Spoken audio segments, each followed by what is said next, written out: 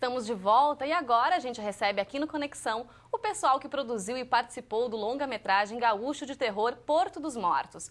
O filme conta a história de um policial vingativo que persegue um assassino em um mundo devastado. E para conversar com a gente sobre esse trabalho, nós recebemos aqui no estúdio David Oliveira Pinheiro, diretor e roteirista do longa-metragem, também com a gente Isidoro Gugiana, produtor e ator do filme, e o Julian Kober, que é nosso produtor aqui da TV Unicinos, que participou desse projeto, né? Tudo bem? Sejam bem-vindos. Para a gente começar a ver essa conversa, conta como é que surgiu essa ideia, então, de produzir um longa sobre terror aqui no nosso estado. É uma ideia que vem de alguns anos, assim, creio que desde 2003, 2004, de fazer um filme de gênero, algo que fugisse do tradicional no Rio Grande do Sul. Tentar fazer alguma coisa que tivesse elementos fantásticos, tanto não apenas de horror, mas de fantasia, de ficção científica. Fazer algo que tivesse uma criação de mundo dentro do Rio Grande do Sul. Mas essa temática ela é pouco tratada aqui pelo nosso estado, pelos cineastas? Sim, ela é pouco tratada, apesar de ter alguns momentos pontuais assim de produção. Tem o Sexta-feira 13, em 1952, o 3, que foi produzido, que é uma comédia de horror, que cai mais pro suspense, pro thriller, né? E um filme que ficou muito famoso nos anos 80, que é o Beijo Ardente, que é uma média-metragem sobre vampirismo. Então, tem experiências prévias no horror, mas é sempre uma coisa que não é contínua. Tá certo. Eu quero saber do Isidoro agora. Você foi responsável pela produção do longa também, né, Isidoro? Sim. Como é que foi esse processo? Conta um pouquinho pra gente. Eu dividi a produção com o Davi, e mais a equipe de produção. Na época da filmagem foi o momento mais intenso de trabalho, em que nós contratamos todo o pessoal, fizemos toda aquela parte burocrática, teve ainda a pós-produção. Quando é que foi gravado o filme? Foi gravado em fevereiro até mais ou menos abril de 2008. Com quebras. Foram 23 diárias de filmagem. E quantas pessoas estavam envolvidas nessa equipe? Aproximadamente umas 90 pessoas. Lá do início de produção até o último estágio, com a composição da trilha sonora, dos efeitos visuais, da edição e Foram mais ou menos umas 90 pessoas. A gente vê que é bem trabalhoso mesmo, né? Eu quero saber do Julian, que é nosso repórter, nosso produtor aqui na TV Unicinos, como é que surgiu essa possibilidade de também fazer aí um papel de ator nas horas vagas, Julian? Conta pra gente. Bem, eu conhecia o Isidório antes já do filme, foi por volta de 2006 que ele veio já falando um pouco do projeto. Vamos fazer um filme de zumbi, um filme de terror. E desde lá, assim, já fiquei meio envolvido, assim, eles contavam um pouco da história e tal. Aí, em 2008, lá por março, que veio aquela oportunidade de participar como zumbi, assim, numa parte do filme, que foi bem bacana, assim. Mas já tinha feito algum papel como ator anteriormente? Não. Foi a primeira vez, foi a estreia. Foi a estreia, assim, mas o mais interessante mesmo, assim, foi para um fã de cinema poder estar num set, sabe? De verdade, assim, e ainda mais num filme de terror, que eu sou bastante fã, então eu fui visitar 2 dias, né, e participei, e eram os dias que mais tinha sangue falso e tal. Eu parecia uma criança, assim, né? Tu pegou o dia mais difícil de gravação. Exato, o dia mais difícil, da estrada. Assim, e ainda teve outro dia difícil, né? Que foi não vou contar o final aquele do dia filme, mas a questão da cabeça aquele... explodindo, né? Lembra que tinha... Sim, mas foi demorado, não foi Exato, difícil. mas foi bacana de ver, assim, né? Porque, tipo... Os efeitos especiais, como é que assim, acontece? Tinha um personagem que leva um tiro na cabeça e foi várias vezes, e eu... vendo aquilo lá, era bem divertido ficar assistindo, assim. Depois a gente vai colocar no Facebook aquelas fotos da tua transformação de Julian para zumbi. Tem uma sequência bem bacana de fotos. Eu queria até saber como é que foi a preparação aí, ó, também. As Olha fotos lá, estão no ar aí. Tem a foto dessa preparação aí. Que também é um processo demorado, é cansativo, até a gente sabe que é uma produção que tem toda essa questão, né, Juliana? Mas como é que foi a preparação, assim, para ser um zumbi? O que é necessário? Assim, primeiro, né, eu cheguei de Panambi para Porto Alegre, assim, tava muito cansado. No que eu cheguei no set de filmagem... Ajudou pra gente ter uma ideia, quantas horas de Panambi até aqui? Ajudou bastante na composição do personagem. Já ajudou, né, porque eu cheguei... Chegou morto-vivo. Eu peguei a pior viagem que tinha, sabe? Eu devo ter pegado... Era da 1h da manhã, eu cheguei às 7 da manhã, eu mal tinha dormido, entrei numa van pra Viamão, aí chegou lá o maquiador do filme e ele começou Ele disse, não precisa maquiagem. Tá beleza? Eu tava com cara de zumbi já, né? E daí ele começou a fazer o aplicativo, né? E é tudo à base da pincelada, né? E quando eu vi, eu tava dormindo. Eu acordei assim, meu Deus, quem sou eu, né? E, eu já dormi na mesa de maquiagem também. Exato, não é, tipo, é muito, é tão tranquilo, é tão, sabe, parece massagem. E tu acaba, quando tu vê, Aí acordou, olhou no espelho e achou que tava tendo um pesadelo. Exato. Eu achei que era normal, né? Transformado. E daí, depois foi um processo, eu acho que foi mais de 12 horas que eu fiquei com vocês, assim, eu acho que foi das 6 da manhã até as 6 da tarde, né? Foi uma diária bem longa, porque era estrada, né? Exato. Então nós não tínhamos muito controle, tinha que parar o trânsito, tinha que pra ficar... Mas tudo isso faz parte, né? E é tudo muito trabalhoso mesmo. A gente consegue perceber isso, a demora, enfim, todo o processo de maquiagem. E as curiosidades também que acontecem durante esses bastidores, né? Teve algum outro elemento, Julia? Eu tô vendo que o Julia que vai contar tudo pra gente aqui desse ponto. Teve alguma história assim, curiosa que a gente pode saber? O Davi, ele aplicou uma lá no dia, assim, no meu dia eu tava bem nervoso, né? Não sabia eu não sabia exatamente o que eu ia fazer. Eu sou um zumbi no filme que pede carona, uma certa altura do filme, né? Então, eu tava nervoso, como é que eu vou aparecer, que plano que vai ser? E ele me falou bem assim, passaram alguma coisa, enquanto tava passando sangue nas minhas mãos, eles falaram que ia ficar assim, pra pedir carona, né? E o Davi chegou bem sério, olha só, vai ficar grudado, tu vai ter que ficar assim agora o dia todo.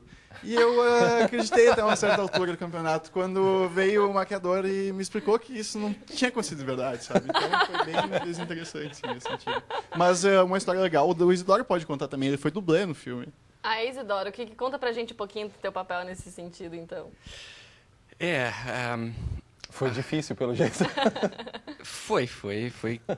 Não foi difícil na hora. Tu tem um mecanismo de defesa da adrenalina que ela sobe e tu acha que nada vai te atingir. Tu não tem noção do perigo de verdade, mas envolvia pegar fogo. É aquilo que a gente vê nos filmes do cara pegando fogo. E o fogo, ele é real. Ele tem tempo X, tu tem por baixo da tua roupa uma proteção, que é uma proteção bem simples. Algodão e carbogel, aquele gel feito à base d'água, e por cima é o fogo. Mas chegou aquele momento em que o fogo já toma vida própria, né? E basicamente foi isso. Mas foi um momento... Mas não te feriu, não aconteceu nada? Não, deu tudo certo. A equipe muito profissional, muito competente. Tem que ter um profissional acompanhando, sem dúvida. Tínhamos o Capel Furman, que era o técnico de efeitos especiais, e correu tudo certinho. Eu queria saber do Davi, vocês já foram selecionados para festivais até fora do país, né? O filme já foi selecionado. Conta pra gente um pouquinho sobre essas indicações aí, premiações do filme. O filme está tendo um bom circuito internacional, reações do público e da crítica muito boas, né? É bem estranho, assim, porque aqui no Brasil ele não teve, assim, um ponto de contato, assim, com o público, nem em festivais, mas lá fora está tendo uma aceitação muito fluida. Mas mesmo assim, que não tenha um ponto de contato com o público em festivais, a gente ouve falar do Porto dos Mortos já há algum tempo. Sim. Divulgação, assim, Porto dos Mortos e tal, né? E daí sempre desperta a curiosidade das pessoas, justamente um pouco pela questão do ineditismo, assim, de ser um longa gaúcho de terror, assim, acho que... Não, mas no geral está sendo uma campanha bem legal, assim, de festivais, circuito, está sendo ótimo, experiências ótimas com o público, cada público com uma reação completamente diferente. É muito interessante, porque o filme foi construído para ser bem aberto, assim, em termos de reação do público. Para cada pessoa é uma experiência. Mas no caso do Porto está sendo até surpreendente, porque realmente cada pessoa vem com uma opinião diferente do filme, pega detalhes que nós construímos durante a produção e pós-produção, mas que às vezes a gente achava que ia passar batido, e as pessoas vêm e fazem uma resenha, uma descrição completíssima sobre aquele elemento do filme. Então, isso é ótimo, né? É muito interessante, como o cineasta está sendo muito enriquecedor, assim, está sendo uma experiência que é um grande momento de vida, assim, é uma grande... mostra que o cinema muitas vezes vai além do próprio filme para ter um impacto na nossa vida, né? Então está sendo bem... E essa produção foi uma produção independente? Quer dizer, vocês tiveram que usar os recursos próprios para poder dar vida? Por quê? Não conseguiram patrocínio? Como é que foi essa dificuldade também, Isidoro? Nós tentamos diversas vezes conseguir o apoio de prêmios, apoio estatal. Tentamos várias vezes. Só que chegou um ponto em que eu e o Davi percebemos que ou nós teríamos o filme feito ou não. Não queriam mais esperar também para fazer essa produção. Na verdade, é até interessante a história, porque o Isidoro começou como assessor de imprensa do projeto. Ele não era produtor. E simplesmente a gente eu estava na caçada de tentar conseguir dinheiro, assim, ele virou para mim, se eu colocar tanto de grana, a gente faz esse filme. E daí a gente apertou a mão, as mãos. E aí tá feita a produção. Tá. Então, isso iniciou assim, cada um colocando uma parte do dinheiro num apertimão, assim. E essa acaba sendo muito a saída, a gente está até inclusive conferindo agora algumas imagens do filme, mas acaba sendo muito a saída para quem quer começar, pelo menos, ou pelo menos entrar no circuito e mostrar que a gente pode fazer uma produção de qualidade, uma produção bem feita. De certa maneira, foi mais uma reação ao que eu vejo, independente do gênero de filme, eu vejo que acontece muito no Brasil, é que tu faz o projeto, fica anos tentando captar, e quando tu vai filmar, tu já cansou do filme. Isso vira uma obrigação filmar. E então a gente tentou pegar essa energia de querer fazer o filme, que é o que é muito importante. O gosto por fazer o filme tem que estar lá. O processo de pré-produção acaba sendo muito longo, cansativo. Não é nem o processo de pré-produção, que o processo de pré-produção é a captação, né? Que não é criativo, né? Daí é cansativo só, não é criativo, então. Não é a pré, é querer fazer uma pré. Fazer uma pré. É pré-pré. Pré-produção. Olha só, vocês têm outra produção que é o curta O Beijo Perfeito, que foi selecionada para o Festival de Gramado, né? Dá para contar um pouquinho sobre esse projeto? Se eu contar um pouquinho, já passa do tempo. Já morreu, porque o filme tem 1 minuto e 26 segundos. Que foi um experimento. Dá uma linha, então, sobre ele. É um experimento. É um experimento com o tempo, com a compressão do tempo e com a possibilidade de contar uma história com uma reviravolta dentro de um espaço muito curto. 1 minuto e? 26 segundos. Poxa. Tentar fazer pra deixar curioso, né?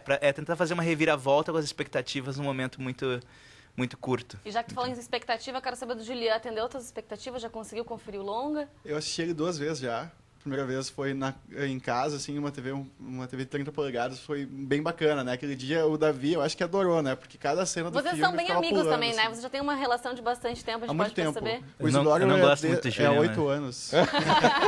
Mentira, ele me ama. Eu só tolero ele. Eu salvei o filme, ele sabe disso. Eu sou amigo do Isidoro há 8 anos e do Davi há 6 anos, né, Davi? Olha, possivelmente o programa é o debate mais polêmico que a gente está tendo até agora aqui. É a primeira vez que a gente ouve uma declaração dessa. Não, até o Isidoro tá um pouco cansado, assim, é meio chato falar isso. Não, mas mas a experiência foi bem legal, o Davi adorou, porque cada cena do filme tinha uma reação diferente, né? Como fã, assim. Eu não lembro mais. Não lembra? Mas enfim. Mas vocês também ficaram satisfeitos, Davi e Isidoro, estão incomodando o Julián agora. Davi e Isidoro, vocês também ficaram satisfeitos com essa produção? Vocês acham que depois disso dá para ir, de repente, fazer uma nova produção? Já dá para pensar num novo passo? Não, pra mim, a minha vida tem sendo os novos filmes. Eu não penso mais no Porto como algo criativo, é algo que é das pessoas, as pessoas... tá na mão do público assistir, gostar, desgostar, achar mais ou menos. Eu acho que, para mim, o filme, de certa maneira, já é uma parte da minha história, já não é mais algo que eu estou fazendo agora, eu só estou pensando no futuro. Então, não tem... É isso para ti também, Isidoro? Que vem os próximos filmes, né? Tá legal. Então tá bom. Muito obrigada pela presença de vocês. Sucesso com essa produção e com as próximas que virão. Muito obrigado. Obrigada. Obrigado. No próximo bloco, veja na Agenda Cultural as dicas que o Conexão separou para você aproveitar bem o fim de semana. Não esqueça que tem promoção de ingressos para o cinema e aproveite o intervalo para participar. Anote aí nossos endereços, conexãotv@unicinos.br, facebook.com/tvunicinos e @tvunicinos no Twitter. A gente já volta.